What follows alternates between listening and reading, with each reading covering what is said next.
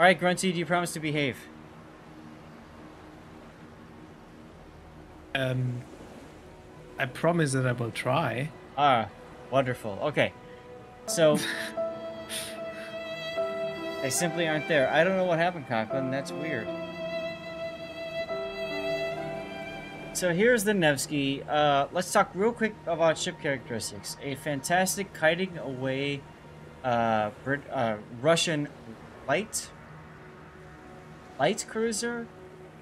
Light cruiser just feels odd to say because her guns are ridiculous. They're 180 millimeter, very comfortable, very good at shooting things at long range. Got 12-kilometer radar. This is probably one of the most hated ships in competitive World of Warships. Am I missing anything? Let's see. I mean, she's a pretty versatile ship, Yep. and yeah, absolutely hated in King of the Seas. So much we banned her and got something almost as bad. But that's a Right. story for a different time. All right. Well, let's see how SF is using the ship here. We've got main armaments mod 1, surveillance radar, aiming systems, propulsion, concealment, main battery. The perfect setup if you're going to play a kiting away cruiser to dodgy things. And then you've got hydroacoustic search. Captains, I don't know if you've got Kuznetsov. I'm guessing at the very least it's Zemensky. Could be Oven Chicken.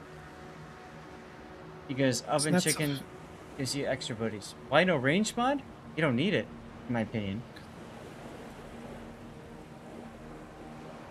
You've got 19-kilometer stock range.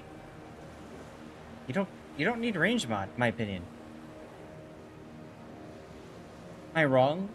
I mean, range Stock gives you range is fine. 22. The range is like the super long range, low impact damage farming build. Yeah. I think if you want to be more proactive, you take the reload. I think reload has more impact on the game, especially against enemy subs and destroyers. During those crucial moments when you need to push in, raid or something, and just blap it. I think both is viable. It comes a little bit down to preference, Yes. but mine is played with the reload too. I would only put on range if it's Asia server and everyone stays 50 kilometers away anyways. Now, yeah, that's true. I will say, when I ground through the Tier 9, the Dmitry Donskoy, I had range on my Donskoy, and I loved it. So, I can understand the thought behind that. So, let's assume that you're using Oven Chicken. That gives you buffed grease to gears for turret traverse, consumable enhancements, superintendent, concealment expert, gun feeder, so you can switch between AP and SE and HE quickly, adrenaline rush, survivability expert, and then top grade gunner. This makes perfect sense. Even if it's not Ovechkin, this is a perfect build for the ship. You guys agree? Yep, no issues here. Yeah, I think I had pretty much the same build. Okay. I mean, you can make the argument that you want the IFHE. I wouldn't, but I would disagree. Her DPM is just not high enough to make effective use. Right. Her HE shells will penetrate 30 millimeters, so IFHE simply gives you 32 millimeter pen. That's only good against French battleships, British battleships, a few other ships, but frankly, at tier 10, I'd much rather have the increased fire chance of not taking IFHE, especially on cruisers, destroyers. I feel like you're giving up too much to take IFHE. Yeah. yeah, you're definitely giving up a lot. So, Pockington, the problem with IFHE at tier 10 is that 50 millimeters is kind of the new standard, and Yep. Nevsky is never going to pen that. And 40 millimeters is also quite common too. It's Right. just, with the amount of fire chance you're losing, it's just not worth it. I'd rather, Yep. a lot of battleships also have pretty big superstructures, so you're not losing that much in terms of overall damage. No, because superstructures are 19 millimeter, 20 millimeter. So the point is, you'll pen those easily without IFHE. So really, IFHE only helps you against ships that are 32 millimeter. As Blue Falcon says, you get 37 millimeter pen with IFHE. That doesn't even help you against American battleships. So I think IFHE is way too punishing in this ship. So flag-wise, anti-det, both fire chance, heal boosting, hydro defensive fire, ship speed, consumables, and anti-air. That's all you want to run, really, flag-wise. The thing about the Russian cruisers is, for whatever reason, they have 6.9 kilometer anti-air. It's ridiculous. Best in the game. Best in the game. Alright, let's get out of the field viewer. Tied with IGN light cruisers now, right? Yep. Sorry, say that again, Grunty? I said tied with IGN light cruisers. Yes. Grunty's correct.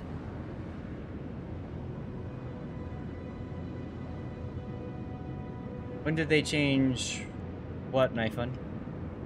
Major Boss, hello again. I'm gonna run Stream Raiders off stream because it's ready to go. AA range. I think she's always had 6.9 kilometer. Yeah. Always. Pretty sure it always had. It might have even been more with 7.2 and they nerfed it down at some point during the testing phase. Yep. So, chat, those of you guys that came with the Wargaming rate, this is the other part of my content. We look at ship replays, we talk about the build of the ship, we talk about what they're doing, give them feedback, and that sort of thing. So this is our game with SF. Matchmaking, technically he's middle tier. It's only a Yamagiri super ship on the enemy team, so I don't think that's a big deal. And you're playing with an Elser teammate in Henri. Why is 6.9 kilometer anti-air ridiculous? Because most other anti-air in this game is around 5.9 kilometer. Around 6.0. So yeah, there's very, very few that have more than 6. Right. So you're adding an entire kilometer to range. For carrier players, it's very difficult to remember that the Nevsky has better anti-air range than most other ships in the game. Most people have learned to stay at least 6 kilometers away from a ship. So Nevsky just automatically shoots farther out. Yep. On top of this, the extra kilometer range means the flak will start firing fast much further away. Right. This forces the carrier player to dodge those flaks and spend more time in AA. And of course, like Cruiser, she has a bit more flak, so if the carrier runs into one, it's GG. I think the most ridiculous thing about it that it's that much range on a line or nation that you wouldn't expect it. You'd expect it more on an American, for example. Yeah, if that was an American or a British light cruiser, it would make more sense. But you get this long-range AA on Russian and IGN ones, and it's kind of... what? There's totally no bias here, comrade. Nah.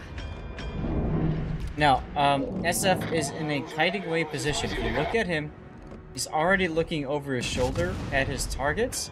He wanted to shoot the Minnesota, but the Minnesota was just outside of his range. And the Azuma decides to just sail outside. So, it is... he is a weeb, might be a new one, considering it's AL Azuma.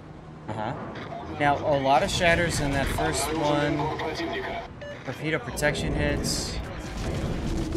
He is not quite at the right angle, unfortunately. No. Although the Azuma is actually turning as he reverses, so it's going to make his next few salvos a little bit easier. I don't think he's going to get any Citadels, though. No. You want to hit the rear of Azuma for the Citadels? Unfortunately, he did not jut out enough for that. Let's even try it. So now you can switch back to HE and just farm. Nevsky's there. Minnesota is already turned away and running. So The close-in anti-air might be sparse on the Nevsky, but you don't care. At 6.9, you have a really good chance to screw up a drop before it even comes within range of you. That's the thing. Yeah. So she doesn't have any close range AA. She has the mid range and long range. Close range doesn't matter anyways. And yeah, and then mid range is actually fine. So she'll actually do a number on the enemy squad before they get out. Before they get into attack. Alright, when Leo comes out broadside, you're gonna have a tough time citadeling him. You are. It's turning now. Back to HE. Set him on fire. The Dutch cruisers especially, they have extra duration for fire burning. This is ridiculous. This is problematic though. You're forced now to sail broadside because of this island. I don't like this position. Well, Kerfer is also forced upon him, so I'd report him. Of course. Time to heal.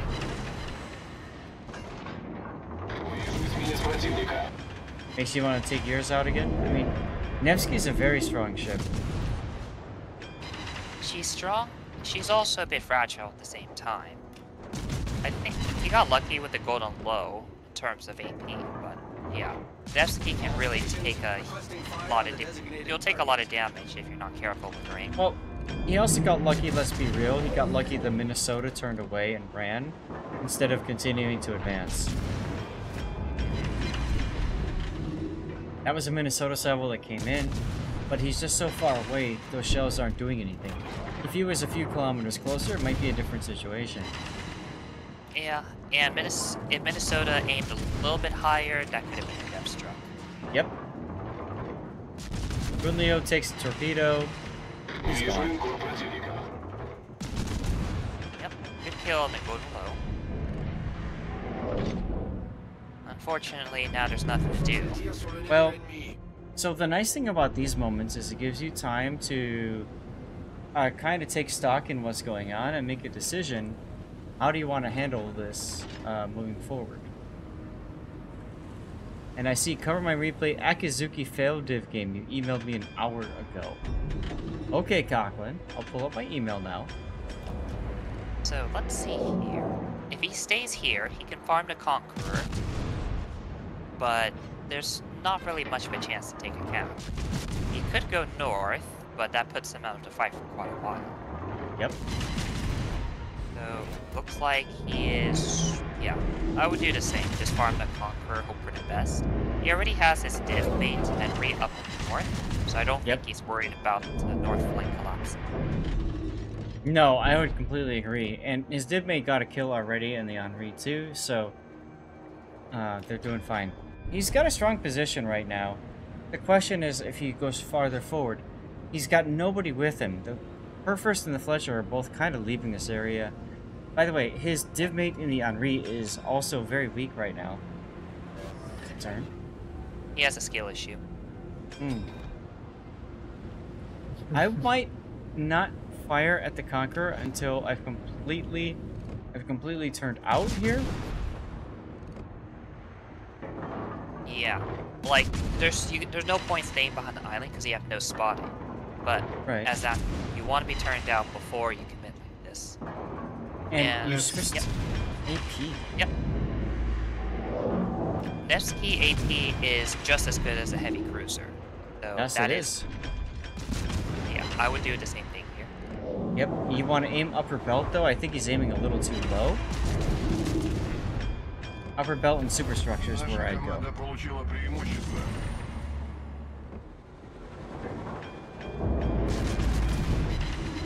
Good damage hits here. Very good. I will switch back to HE now. Why is that? Standing, start lighting fires on him. He DCP'd or that fire burned out. One or the other. I think he was DCP'd. I think so too. This is a battleship and he's pretty healthy, so it's best to go to fires and like work on that damage long term. Like he'll easily get up to 200k just from his Conqueror. Right. Brings back memories of me playing the Gdansk yesterday.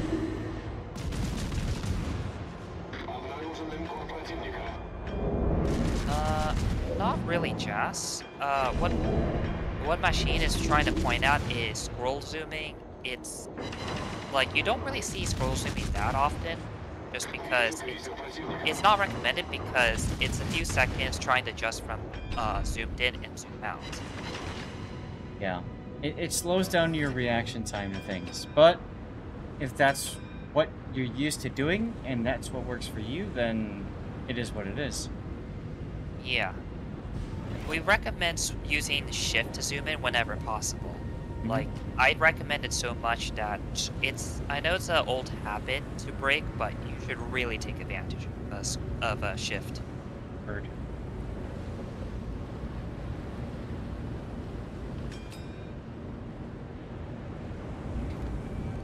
Well, here's an example of that. You zoomed in on the small end. If you had snap zoomed, you might have been able to get the salvo off. So that's the difference between the two right there.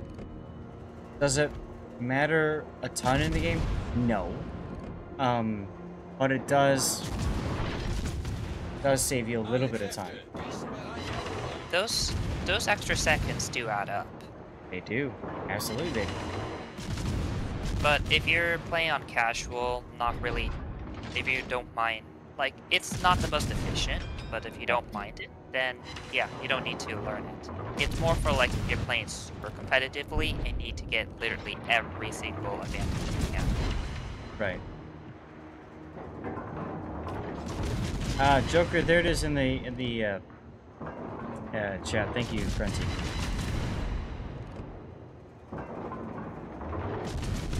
I'd actually stop shooting Minnesota. I'd go for Conk. Yeah, you could do that. Okay, Minnesota was burning, so move to the next one. Yaka Diego, good night. Nevsky kills your Henri buddy.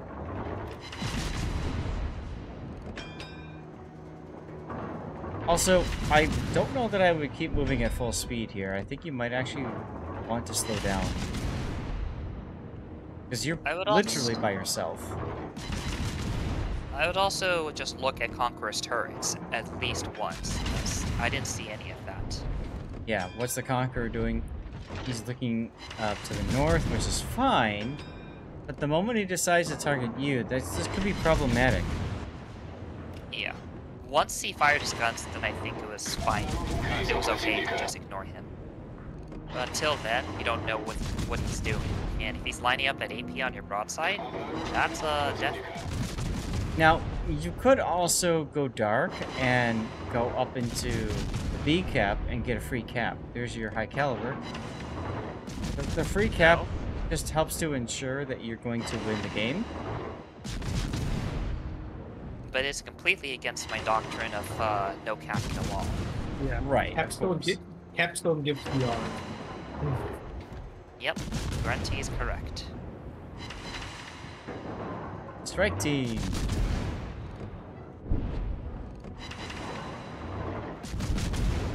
There's your Witherer. Nice, nice, nice.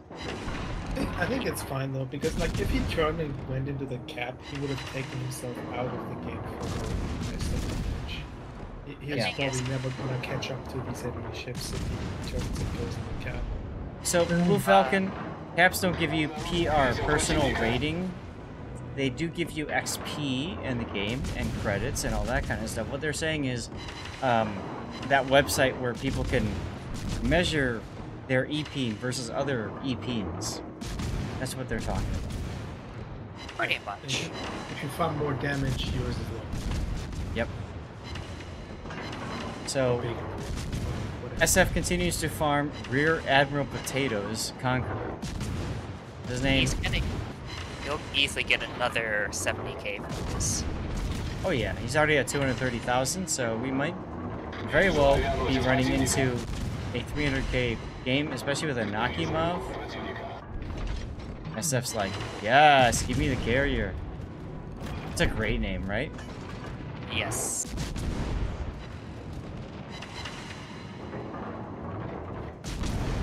3 ricochets because you had a AP loaded. Oops. Yeah, just fire HE, get the Nakamov on the DCP your first fire, and then just continue to farm conk. Yes. Like, Get the conk has... next. So, Nakimov is a carrier. As soon as it uses DCP, which is the automatic DCP, by the way, it's immune for a minute. So you set the DCP on the knock. There it is. Now go to the Conqueror for that minute and farm the Conqueror. There you go.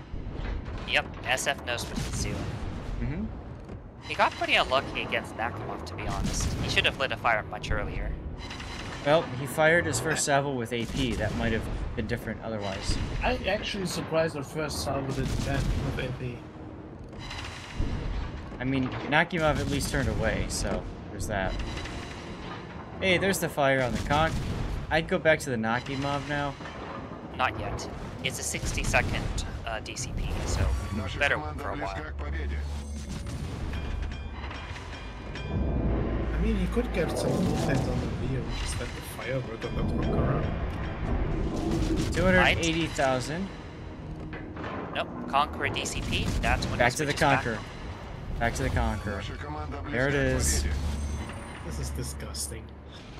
Conqueror shooting Ichi at you. This is... Well... It's pretty hilarious how much damage you can farm from literally just one Conqueror. Oh yeah. There's the DCP.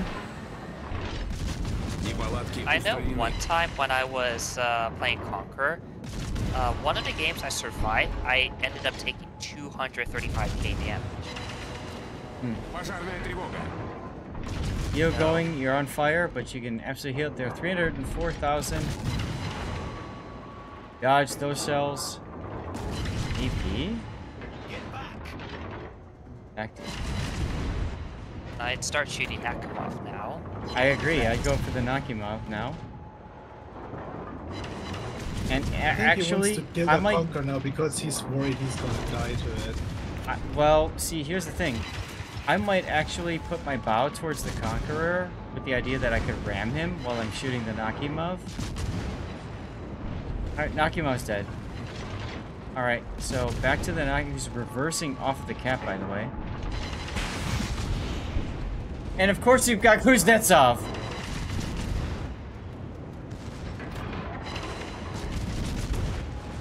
You get the extra heal, you get the DCP. It's harder for ships to hit you. Yep.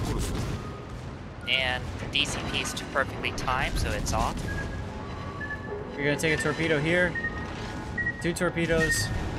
But you don't care because you still live. Oh my god, this is disgusting. 350. Thank you! Thank you, SF, for the death pick. Dies to the Nakimov secondaries, guys. Nakimov secondaries.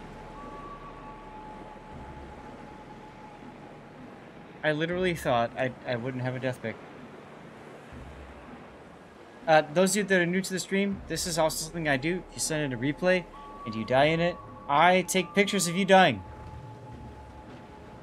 Because death picks are awesome. This game is amazing when it comes to explosions and ships dying. That game was so dirty, I feel like I need a shower, and I didn't even play it. Right? I expect about 200, 225k to be from that Conqueror. I agree. Honestly, give him the paid actor flag for how much he contributed to SF's damage. And did you see also there was a little bit of salty words in chat from that Conqueror? Says the Conqueror he let himself get farmed for free for like 5 minutes. Yeah, didn't even care about him. Secret necrophiliac confirmed. Thank you very much, Bane. 1.1 million credits. You had over 1,000 base XP over your teammate, your division mate, in the Henri. This is a fantastic game. I was right. 200k off the Conqueror. Yeah. How much fire damage you were to? I didn't catch that. I'll fast forward. I'll grab it again. Action stations.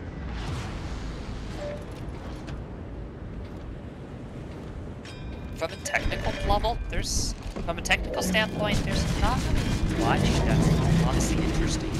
He just farmed some ships and got honestly just pretty lucky. This is like, yeah, this is like the ideal scenario. Yep. I'm watching this in fast forward, which is why it's going pow, pow, pow, pow, pow. But at the same time, yeah, we didn't really put up any serious resistance. No. No. This is... It's like they just let them set and farm to it. More or less free. Here. I'll show you guys. I'll show you guys what's happening here. This is ridiculous.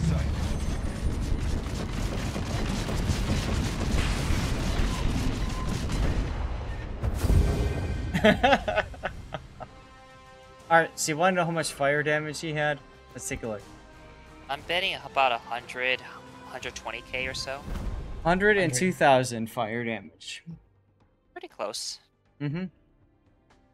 I mean, he had, what, 21 fires? Makes sense. So, anyway, going back to what you guys were saying, I would agree. I mean, this isn't anything special, unfortunately. It's just like farm, farm, farm, farm, farm, and take advantage of the enemy team. Yeah. Nothing Together wrong with with good just aiming. Mhm. Like he had a hit rate of like 60% in this game. That was a special farm? Which I guess is easy when you're just shooting at battleships. Yeah, I mean, he fired 928 HE shells and he hit 534 of them. He fired 198 AP shells and hit 123 of them. So that's definitely really good hit rate. And maybe that's also a testament to the Nevsky's really good ballistics. Mm-hmm. Because, damn!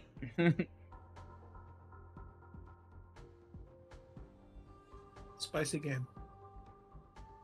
You have a pretty fun in-comp game? I mean, I've got a Akizuki game that's been forced to recover my replay. And that we'll see where we're at after that. I might need to... I might need to hang it up after that. We'll see. We'll see, Patton.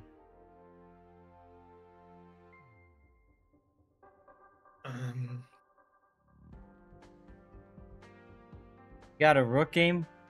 You lost with 5 death strikes. Ouch, painful. But yeah, I mean, the only thing I can give you for feedback is really, SF, just you're farming targets. I think you spent too much time on the Minnesota. That's it. I mean, the enemy team just lets you walk right into them. Yeah. SF is pretty good. There's not really much I can give advice for. No. How do you feel about him leaving 07 for 3X? I don't blame him. 07 is kind of a retirement home now. It's unfortunate. I really wish they'd keep going, but after that loss in King of the Sea, they really kind of stopped, huh? Yeah, that was our that was our swan song, and unfortunately, we did not go off on a good note. And frankly, I'd like to see more 07. I'd like to see them come back.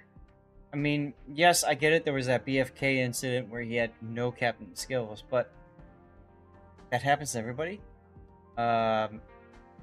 We could see it this time, and frankly, I feel like it's unfortunate to see a clan that was really well known for competitive just kind of disappear. Yeah, we just, too many of our members just simply lost interest. I could probably go into all of the drama that went in before that COTS. And I mean, I'll just say this, it's not the most pleasant thing. It's unfortunate. I've been in, with me being in Kraken, I understand clan drama. We tried to be a dramaless clan, and we still dealt with it, is what I'm trying to get at. So, it happens. I gotta ask SAT, are you thinking of leaving 07? I mean, I can always merc for someone else, so I'm not that inclined to leave. So But I that's don't mind if someone decides to say, "Hey, do you want to join in?" That's kind of where I'm I'm at okay too with with that. Kraken, right? I've got the clan base, there's all the bonuses. There's no need to leave the clan. I can always merc with somebody else if I needed to. I could join another team for competitive if I needed to. So there's really no reason to leave. So good, cool. Uh, Remember, that's my alt, and I help him out with clan battles, but if, say, if KSC 3X wants my main, Hmm. I'd be okay with that. So what we're getting at, for those of you guys that don't see chat, SAT was called out as being part of Epoxy, but that's his second account. That's Petropavlovsk, his second account. So fair enough. Anyways, not a bad game, SF. Showing once again how strong the ship can be, and just finding one of those random games that just everything fell into place. Like, damn, you know what I mean? hmm It's one thing to have everything fall into place, but it also requires a skilled player to take full advantage of it. Right, right. So SF, thank you very much for sending that game in. We're going to go ahead and move to our Stream Raider screen for a second.